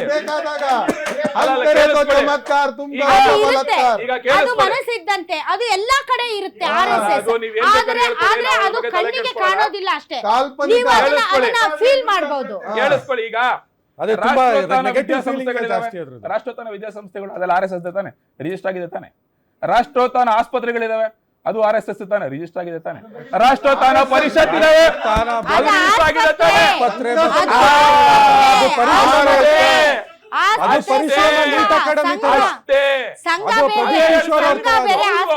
ಅಲ್ಲಿ ಸಂಘದ ಕಾರ್ಯಕರ್ತರು ಎಲ್ಲ ಒಂದೇ. ಅದಕ್ಕೆ ಸಂಘ ಬೇರೆ, ಆಸ್ಪತ್ರೆ ಬೇರೆ. ವಿಧಾನಸಭೆಯಲ್ಲಿ ಸಂಘದ ಪ್ರಾರ್ಥನೆ ಯಾರು ಹೇಳ್ತಾರೆ? ನಾನು ಶಾಖೆಗೆ ಹೋಗಿದ್ದೀನಿ ಅಂತ ಹೇಳ್ತಾರೆ. ಅವರು ಇವತ್ತಿನ ಕರ್ನಾಟಕ ರಾಜ್ಯದ ಉಪಮುಖ್ಯಮಂತ್ರಿಗಳು. ಹಾಗಿದ್ರೆ ಅವ್ರು ಯಾರು? ನಮ್ಮ ರಾಜ್ಯದ ಉಪಮುಖ್ಯಮಂತ್ರಿಗಳು ಸದಾ ವತ್ಸಲೆ ಆ ವಾಕ್ಯ ತಪ್ಪ ಹೇಳಿ, ಹಂಗಾರೆ ಉಪಯೋಗಿಸೋದ್ ತಪ್ಪ. ನಾನು ಪಕ್ಷದ ವಿಚಾರಕ್ಕೆ ಬರ್ತೀನಿ. ನೋಡಿ, ಹೇಳೋದು ಬಿಡೋದಿದ್ರದಲ್ಲ ನಮ್ಮಿರೋದು. ಪಕ್ಷದ ವಿಚಾರಕ್ಕೆ ಬರ್ತೀನಿ. ಅನೇಕ ಮುಸ್ಲಿಂ ರಾಷ್ಟ್ರಗಳು ಇದೇ ಪಕ್ಷದ ಪ್ರಧಾನ ಮಂತ್ರಿಗಳಿಗೆ ಸನ್ಮಾನ ಮಾಡಿದ್ದಾರೆ. ಆ ರಾಷ್ಟ್ರದ ಅತ್ಯುನ್ನತ ಪ್ರಶಸ್ತಿನ ಕೊಟ್ಟಿದ್ದಾರೆ. ಈಗ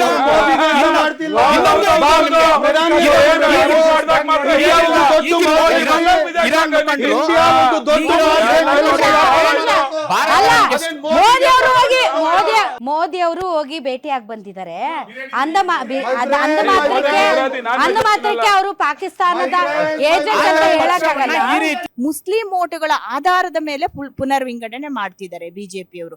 ನಾವು ಈ ಮೊದಲು ನೋಡಿ ಈ ಡಿಲಿಮಿಟೇಷನ್ ಮಾಡಿರೋರು ಇರ್ಬೋದು, ಅವರ ಹೆಸರುಗಳನ್ನ ಫಾರ್ಮ್ 7 ತಗೊಂಡು ಅಳಿಸಿರೋದು ಇರ್ಬೋದು, ಸಾಕಷ್ಟು ಉದಾಹರಣೆಗಳನ್ನ ನೋಡಿದಾಗ ನೀವು ಎಚ್ಚೆತ್ಕೊಳ್ಳಿ, ಈ ರೀತಿ ಮಾಡ್ತಿದ್ದಾರೆ ಅನ್ನೋ ಒಂದು ನಿಟ್ಟಿನಲ್ಲಿ ಅವರಿಗೆ ಒಂದು ಮನವರಿಕೆ ಮಾಡಿದ್ದಾರೆ. ಮುಸ್ಲಿಂ ಮತದಾರರೇ ಬಂದು ಕೇಳ್ತಿದ್ದಾರೆ, ಯಾಕೆ ನಮ್ದು ಮತಗಳಿಲ್ಲ, ನಾವೆಲ್ಲೂ ಅಪ್ಲಿಕೇಶನ್ ಕೊಟ್ಟಿಲ್ಲ, ಡಿಲಿಷನ್ಗೆ ಹೆಂಗ್ ಡಿಲಿಷನ್ ಆಯ್ತು ಅಂತ ಸಾಕಷ್ಟು ರಾಜ್ಯಗಳಲ್ಲಿ ಪ್ರಶ್ನೆ ಮಾಡಿದ್ದಾರೆ. ಸೊ ಈ ಎಲ್ಲಾ ವರದಿಗಳು ಏನ್ ಹೇಳುತ್ತೆ ಅಂದ್ರೆ ಮುಸ್ಲಿಮರನ್ನ ಅವ್ರನ್ನೇ ಯಾಕೆ ಬಿಜೆಪಿ ಅವರು ಟಾರ್ಗೆಟ್ ಮಾಡ್ತಿದ್ದಾರೆ ಅನ್ನೋದು ಒಂದು ಕಡೆ, ಮತ್ತೆ ರಿಗ್ಗಿಂಗ್ ಮಾಡ್ತಿರೋದು ಒಂದು ಕಡೆ, ವೋಟ್ ಚೋರಿ ಅನ್ನೋದು ಒಂದು ಕಡೆ. ಸೊ ಈ ಎಲ್ಲವನ್ನೂ ನೋಡಿ ನಮ್ಮ AICC ಅಧ್ಯಕ್ಷರು ಹೇಳಿರುವ ಹೇಳಿಕೆ ಸರಿ.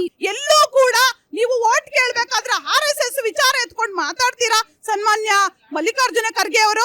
ಇಲ್ಲಿ ನೋಡಿದ್ರೆ ನಿಮ್ಮ ಮಗನಾದಂತಹ ಯಾರು ಖರ್ಗೆ ಇದಾರಲ್ಲ, ಅವ್ರೊಂದು ಸ್ಟೇಟ್ಮೆಂಟ್ ಕೊಡ್ತೀರಾ. ಈ ತರ ದ್ವಂದ್ವ ಹೇಳಿಕೆಗಳು ಕೊಟ್ಕೊಂಡು ನೀವು ನಿಜವಾಗ್ಲೂ ನಿಮಗೆ ಟಾರ್ಗೆಟ್ RSS, ಬಿಜೆಪಿ ಹೊಡಿಯಕ್ಕೆ RSS ನ ಹೊಡಿಬೇಕು ಅನ್ನೋ ಉದ್ದೇಶ ನಿಜವಾಗ್ಲೂ ಇದು. RSS ನ ಕೊಲ್ಲಿ ಅಂತ ಮಲ್ಲಿಕಾರ್ಜುನ್ ಖರ್ಗೆ ಅವರು RSS ನ ಕೊಲ್ಲಿ ಅಂತ ಹೇಳಿ ತಪ್ಪು ಅಂತ ಹೇಳ್ತಿದ್ದೀರಲ್ಲ. ತೆರಿಗೆ ತಾರತಮ್ಯದ ವಿರುದ್ಧ ಧ್ವನಿ ಎತ್ತಿದ DK ಸುರೇಶ್ ಅವ್ರನ್ನ ಈಶ್ವರಪ್ಪನವರು ಗುಂಡಿಕ್ಕಿ ಕೊಲ್ಲಿ ಅಂತ ಹೇಳಿದ್ದನ್ನ ಸರಿನ ತಪ್ಪ? ಕೇಳಿ ಸರಿನ ತಪ್ಪ? ಅಲ್ಲ ಅಲ್ಲ ಅಲ್ಲ ಪ್ರಸ್ತುತ ಅಲ್ಲ, ಕೊಲ್ಲಿ ಅಂತ ಹೇಳಿ ಸರಿನ ತಪ್ಪ? ಪ್ರಸ್ತುತ DK ಸುರೇಶ್ ಅವ್ರನ್ನ ಗುಂಡಿಕ್ಕಿ ಕೊಲ್ಲಿ ಅಂತ ಈಶ್ವರಪ್ಪನವರು ಹೇಳಿದ್ದು ತಪ್ಪ ಸರಿನಾ? ಖರ್ಗೆ ಅವರು ನಮ್ಮ ನಾಡಿಗೆ ಆಗ್ತಿದ್ದ ದ್ರೋಹದ ವಿರುದ್ಧ, ನಮ್ಮ ನಾಡಿಗೆ ಆಗ್ತಿದ್ದ ತೆರಿಗೆ ಭಯೋತ್ಪಾದನೆ ವಿರುದ್ಧ ಧ್ವನಿ ಎತ್ತಿದ DK ಸುರೇಶ್ ಅವ್ರನ್ನ ಗುಂಡಿಕ್ಕಿ ಕೊಲ್ಲಿ ಅಂತ ಹೇಳಿದ್ದು ಸರಿನಾ ತಪ್ಪ? ಈಶ್ವರಪ್ಪನವರು ಗುಂಡಿಕ್ಕಿ ಕೊಲ್ಲಿ ಅಂತ ಹೇಳಿದ್ದು ಸರಿನಾ ತಪ್ಪ? ಟಾಪಿಕ್ ಡೈವರ್ಟ್ ಮಾಡ್ತಿಲ್ಲ. ನಮ್ಮ ಅಧ್ಯಕ್ಷರು, ರಾಷ್ಟ್ರೀಯ ಅಧ್ಯಕ್ಷರು ವಿಷಯ ವ್ಯಕ್ತಪಡಿಸಿದ್ದಾರೆ. ಈಶ್ವರಪ್ಪ DK ಸುರೇಶ್ ಅವರ ಗುಂಡಿಕ್ಕಿ ಕೊಲ್ಲಿ ಅಂತ ಹೇಳಿ ಸರಿನಾ ತಪ್ಪ? ಈಶ್ವರಪ್ಪ ಇವಾಗ ಬಿಜೆಪಿನಲ್ಲಿಲ್ಲ, ಅವ್ರ ವಿಷಯ ಎತ್ತಬೇಡಿ. ಬಿಜೆಪಿ ಮತ್ತು RSS ವಿಷ ಸರ್ಪ ಇದ್ದಂಗೆ ಅಂತ ಹೇಳಿದ್ದಾರೆ.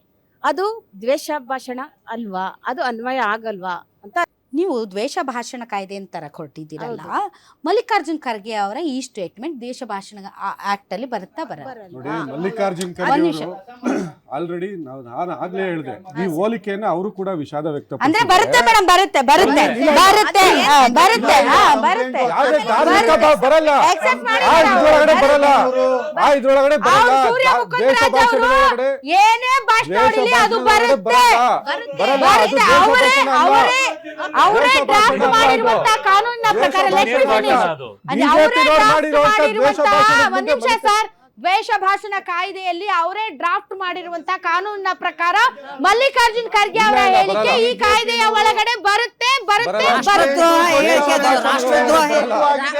2024ರಲ್ಲಿ ಕಾಂಗ್ರೆಸ್ ಗವರ್ಮೆಂಟ್ ಕರ್ನಾಟಕದಲ್ಲಿ ಜಾರಿ ಆದಾಗ ಪ್ರಿಯಾಂಕ್ ಖರ್ಗೆ ಅವರು ಸ್ಟೇಟ್ಮೆಂಟ್ ಕೊಡ್ತಾರೆ. ನಿಮ್ಗೆಲ್ಲರಿಗೂ ಗೊತ್ತಿರುತ್ತೆ ಅದು. ಇನ್ ಮುಂದೆ ಸಂಘದವರಾಗ್ಲಿ ಬಿಜೆಪಿ ಅವರಾಗ್ಲಿ ಗೋರಕ್ಷಣೆ ಅಂತ ಹೆಸರು ಹೇಳ್ಕೊಂಡು ರೋಡಿಸಮ್ ಮಾಡಿದ್ರೆ, ಬಾಲ ಬಿಚ್ಚಿದ್ರೆ ನಾವು ಬಾಬಾ ಸಾಹೇಬರ ಸಂವಿಧಾನದ ಪವರ್ ತೋರಿಸ್ತೀವಿ ಅಂತ ಹೇಳ್ತಾರೆ. ಆದ್ರೆ ಇವತ್ ನೋಡ್ರೆ ಭಾಷಣ ಮಾಡಿದಿರಲ್ಲ, ಮಲ್ಲಿಕಾರ್ಜುನ್ ಖರ್ಗೆ ಭಾಷಣ ಮಾಡಿದಾರಲ್ಲ, ಈ ಕೊಲ್ಲಿ ಅನ್ನೋ ಪದ ಇದೆಯಲ್ಲ, ಈ ಕೊಲ್ಲಿ ಅನ್ನೋ ಪದ ಸಂವಿಧಾನಕ್ಕೆ ಅಪ್ಲೈ ಆಗುತ್ತಾ? ಮತ್ ಇನ್ನೊಂದೇನು ಅಂದ್ರೆ, ಪ್ರತಿ ಬಾರಿ ಅಂಬೇಡ್ಕರ್ ಸಂವಿಧಾನ ಅಂತ ಹೇಳ್ಕೊಂಡು ತಿರ್ಗಾಡೋರು ಈ ಕೊಲ್ಲಿ ಅನ್ನೋ ಪದನ ಅಸಂವಿಧಾನಿಕ ಪದವನ್ನು ಏನಿಗೆ ಬಳಸ್ತಾ ಇದ್ದೀರಾ?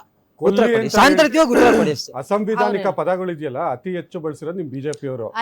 ಒಂದು, ನಾನು ಆಗ್ಲೇ ಹೇಳ್ದಂಗೆ ಮಲ್ಲಿಕಾರ್ಜುನ್ ಖರ್ಗೆ ಅವರು ಹೇಳ್ದಂಗೆ ಆ ಪದವನ್ನ ಬಳಸಿರೋದನ್ನ ತಪ್ಪು ಅಂತ ಒಪ್ಕೊಂಡಿದ್ದಾರೆ.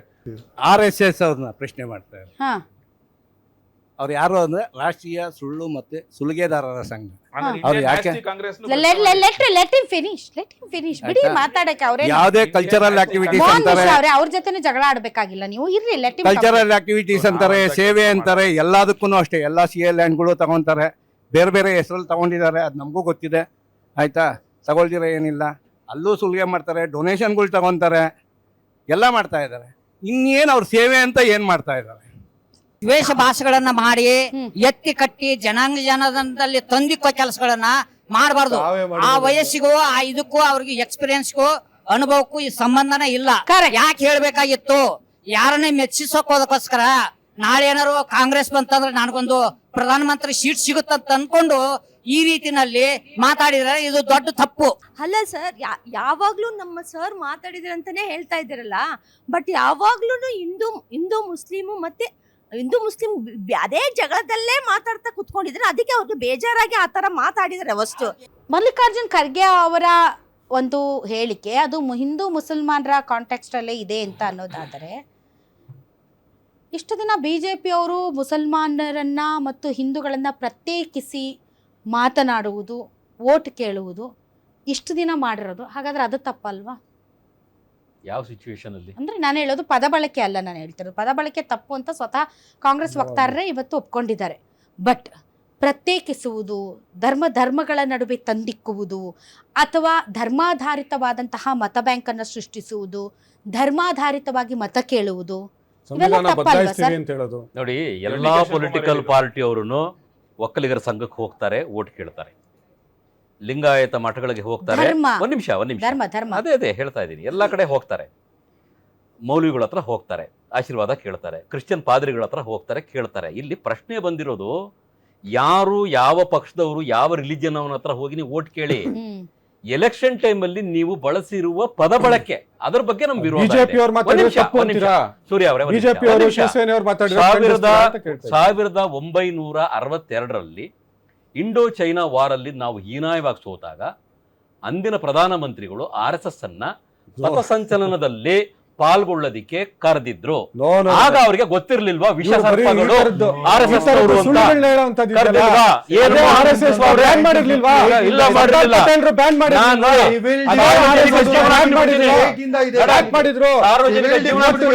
ನೀವು RSS ಅವ್ರ ಕಚೇರಿನಲ್ಲಿ ಬಾಂಬ್ ಸಿಕ್ಕಿರೋದು, ಬಾಂಬ್ ಸಿಕ್ಕಿಲ್ವಾ ಹೇಳಿ? RSS ಕಚೇರಿನಲ್ಲಿ ಬಾಂಬ್ ಸಿಕ್ಕಿಲ್ವಾ? ಸಿಕ್ಕಿಲ್ಲ. ಬಂದೂಕುಗಳು ಸಿಕ್ಕಿಲ್ವಾ? ಅದೇ ಕೇಳೋದು. ಹಂಗಾರೆ ಗೌರಿ ಲಂಕೇಶ್ ಹತ್ಯೆ ಒಪ್ಪಂತೀರಾ? ಸಂಬಂಧ ಇಲ್ಲ. ಗೌರಿ ಲಂಕೇಶ್ ಹತ್ಯೆನ ಖಂಡಿಸ್ತೀರಾ? ಇಲ್ಲ, ಖಂಡಿಸಲ್ಲ ನಾವು. ನಾವು ಈ ತರ ಜೀವ ವಿರೋಧಿಗಳು ಒಬ್ಬ ಮಹಿಳೆಯ ಹತ್ಯೆಯನ್ನೇ ಖಂಡಿಸಲ್ಲ ಅಂತ ಹೇಳೋರು, ಒಬ್ಬ ಮಹಿಳೆಯ ಹತ್ಯೆಯನ್ನೇ ಖಂಡಿಸಲ್ಲ ಅಂತ ಹಿಂದೂ ಅಂತ ಬೈಯೋರಿಗೆ ಅವ್ರ ಸತ್ತ ನಾವೇ ಖರ್ಗೆ ಅವ್ರ ಹೇಳಿಕೆ ಇದೆ ಅವ್ರಿಗೆ. ಯಾಕೆ ಖಂಡಿಸ್ಬೇಕು ಹೇಳಿ? ಖರ್ಗೆ ಅವರ ಹೇಳಿಕೆ ಧರ್ಮ ದೊಡ್ಡದಾದ್ರೆ ನನಗೆ ತಾಯಿ, ನನ್ನ ಧರ್ಮ ಯಾರೇ ಕೆಟ್ಟ ಮಾತಾಡಿದ್ರು ನಾವು ಅವ್ರಿಗೆ ಸಮರ್ಥನೆ ಮಾಡೋದಿಲ್ಲ, ಅಂತ ಹೇಳ್ತಾರೆ. ನಾವು ಸಮರ್ಥನೆ ಮಾಡೋದಿಲ್ಲ, ನಾವು ಮಾಡೋದಿಲ್ಲ. ಈಗ ಖರ್ಗೆ ಅವ್ರು ಹೇಳಿದ್ರೆ ಕೊಟ್ಟಿರೋಂತ ಹೇಳಿಕೆ ಸರಿ ಇದೆ. ಒಬ್ಬ ಮಹಿಳೆಯನ್ನ ಹತ್ಯೆ ಮಾಡಿದಂತ ಹೇಳಿಗಳು ಆ ಹತ್ಯೆಯನ್ನ ಖಂಡಿಸಲ್ಲ ಅಂತ ಕೊಂದ್ರಲ್ರಿ, ಅದನ್ನು ಹೇಳ್ರಿ. ರಾಜ್ಯದಲ್ಲಿ ಹತ್ಯೆ ಕೊಂದಿದ್ದೀರಲ್ರಿ ನೀವು. ಜರ್ನಲಿಸ್ಟ್ ಒಬ್ಬ ಹೆಣ್ಮಗಳು ನಿಮ್ಮಂತ ಹೇಳಿಕೆಗಳನ್ನ ಕೊಲ್ಲಿ ಅಂತ ಹೇಳೋದು ತಪ್ಪಿಲ್ಲ. ಮಲ್ಲಿಕಾರ್ಜುನ್ ಖರ್ಗೆ ಅವ್ರ ಹೇಳಿಕೆ ಸರಿ ಇದೆ. ಈಗ ಇಂಥ ಮನಸ್ಥಿತಿ ಇರೋರ್ನ ಇವ್ರ ಹಾವುಗಳೇ, ಇವ್ರ ಚೇಳುಗಳೇ, ಇವ್ರನ್ನ ಬಡಿದು ಸಾಯಿಸಲೇಬೇಕು. ಚುನಾವಣೆಗಳು ಬಂದಾಗ ಈ ಥರ ಹೇಳಿಕೆಗಳು ಎಲ್ಲ ಕಡೆಯಿಂದ ಬಂದಿದೆ. ಇವತ್ತು ಒಂದು ಕಡೆ ನಾವು ಮಲ್ಲಿಕಾರ್ಜುನ್ ಖರ್ಗೆಜಿಯ ಸ್ಟೇಟ್ಮೆಂಟನ್ನು ಖಂಡಿಸಬೇಕಾದ್ರೆ ನಾನೇ ಕೇಳ್ತೀನಿ, ಪುಲ್ವಾಮಾ ಅಲ್ಲಿ ನಮ್ಮ ಸೈನಿಕರು ಹುತಾತ್ಮರಾದಾಗ ಅವರ ಪಾರ್ಥಿವ ಶರೀರದ ಮೇಲೆ ವೋಟ್ ಕೇಳಿದ ಮೋದಿ ಅವರು, ಅದಕ್ಕೆ ಯಾರಾದರೂ ಖಂಡಿಸಿದಾರಾ? ವೋಟ್ ಕೇಳಿದ್ರಿ, ಗೊತ್ತಿಲ್ಲ. ಫಸ್ಟ್ ವೋಟರ್ಸ್ ನಾನು ಮೊದಲನೇ ಸಲ ವೋಟ್ ಮಾಡ್ತಿರೋ ಮತದಾರರನ್ನ ಕೇಳ್ತೀನಿ, ಈ ಶವಗಳ ಮೇಲೆ ಒಂದು ವೋಟ್ ಕೊಡ್ತೀರಾ ಅಂತ ಕೇಳಿದ್ರೆ ಅವರು ಪ್ರಾಣ ಕೊಟ್ಟಿದ್ದು, ಅವರು ಪ್ರಾಣ ತ್ಯಾಗ ಮಾಡಿದ್ದು ಈ ದೇಶಕ್ಕೋಸ್ಕರ, ಬಿಜೆಪಿಗೋಸ್ಕರ ಅಲ್ಲ. ಮತ್ತೆ ಯಾವ ಬಾಯಿಯಿಂದ ಅವ್ರು ಕೇಳಿದ್ರು ಅದನ್ನ ಯಾರು ಇಷ್ಟು ದೊಡ್ಡ ಮಟ್ಟಿಗೆ ಎತ್ಕೊಂಡೇ ಇಲ್ಲ. ಮ್ಯಾಮ್, ಹಿಂದಿನ ಚುನಾವಣೆಯಲ್ಲಿ ತುಮ್ಹಾರ ಮಂಗಲ್ ಸೂತ್ರ ಚೀನ್ ಲೇಂಗೆ ಅಂತ ಹೇಳಿದ್ರು. ಇದೆಲ್ಲ ನಾನು ಹೇಳ್ತಿರೋದು, ಬಿಜೆಪಿನವ್ರು ಇವತ್ತು ಕುತ್ಕೊಂಡು ಎಷ್ಟೇ ಹೇಳಿ, ಅಲ್ಲಿ ಅವ್ರು ಹೇಳಿರೋದು ಸೈದ್ಧಾಂತಿಕವಾಗಿ ಇವ್ರನ್ನ ಕೊಲ್ರಿ ಅಂತ, ಮಚ್ ತಗೊಂಡು ಹೋಗ್ಬಿಟ್ಟು ಕೊಲ್ಬಿಡಿ ಅಂತ ಯಾವನೂ ಹೇಳಿಲ್ಲ. ಅದೆಲ್ರಿಗೂ ಅರ್ಥ ಆಗ್ತಿದೆ. ರಾಜಕಾರಣ ಮಾಡಕ್ಕೆ ಇವತ್ತು ಪ್ರಶ್ನೆ ಏನಾರು ಹಿಂಗೆ ಹೇಳ್ಬಿಟ್ರಲ್ಲ, ಸಾಯಿಸಿ ಅಂತ ಹೇಳ್ಬಿಟ್ರಲ್ಲ ಅಂತಬಿಟ್ಟು, ಅದೊಂದು ಸೈದ್ಧಾಂತಿಕ ಯುದ್ಧ. ಎಲೆಕ್ಷನ್ ವೋಟ್ ಕೊಡುವಾಗ ನೀವು ಹೋಗ್ಬಿಟ್ಟು ಅವ್ರನ್ನ ಫಿನಿಶ್ ಮಾಡಿ ಅನ್ನುವ ಲೆಕ್ಕ ಅದು. ಅದೇನು ದಯವಿಟ್ಟು ಮಚ್ಚು ತೊಗೊಂಡೋಗಿ ಇಲ್ಲ ಗನ್ ತೊಗೊಂಡೋಗಿ ನೀವು ಚುಚ್ಬಿಡಿ ಅಂತ ನಾನು ಹೇಳ್ತೀನಿ. ಧರ್ಮಗಳನ್ನು ಮಿಸ್ಯೂಸ್ ಮಾಡಿ, ಧರ್ಮದ ಹೆಸರಲ್ಲಿ ನೀವು ತ್ರಿಶೂಲ್ ದೀಕ್ಷೆ ಹೆಸರಲ್ಲಿ ಚಾಕುಗಳನ್ನು ಇದೇ ರಾಜ್ಯದಲ್ಲಿ ಹಂಚಿದ್ದೀರಾ. ಸಣ್ಣ ಸಣ್ಣ ಮಕ್ಕಳ ಮನಸ್ಥಿತಿಯನ್ನು ಕೆಡಿಸ್ತಿದ್ದೀರಾ. ನೀವು RSS ಇರ್ರಪ್ಪ, ನಾವು ಯಾರು ಬೇಡ ಅಂತಿಲ್ಲ, ಆದರೆ ನೀವು ಮಾಡ್ತಿರೋ ಕೆಲಸದಿಂದ ಈ ದೇಶದ ಒಂದು ಸೌಹಾರ್ದತೆ ಇದೆಲ್ಲ ಅದನ್ನು ಒಡೆಯುವ ಕೆಲಸ ಮಾಡ್ತಿದ್ದೀರಲ್ಲ. ಅದಕ್ಕೋಸ್ಕರ ಈ RSS ವಿರುದ್ಧ, ಅದಕ್ಕೋಸ್ಕರ ದ್ವೇಷ. ನಾವೇನು ಆ ಸಂಸ್ಥೆ ಬಗ್ಗೆ ಮಾತಾಡ್ತಿಲ್ಲ.